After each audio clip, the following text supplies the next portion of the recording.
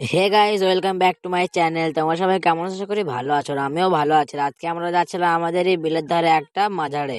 তো সেখানে যাওয়ার পথে দেখা কতটা পরিমাণ বালি, আর এই বালির রাস্তায় তো বাইক যাচ্ছেও না, তাই আমাদেরকে ঠেলে নিয়ে যেতে হয়েছিল।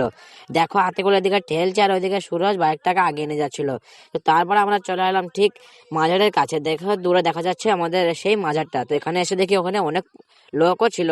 তো এটা বছরে একবারই হয়। আর এখানে দেখো রান্না বান্নার কাজ চলছিল, আর আমি পাশ থেকে দাঁড়িয়ে দাঁড়িয়ে এসব রেকর্ড করছিলাম। তারপরে আমরা চলে এলাম এই জায়গাতে, আর আমাদেরকে দিয়েছিল খাবার।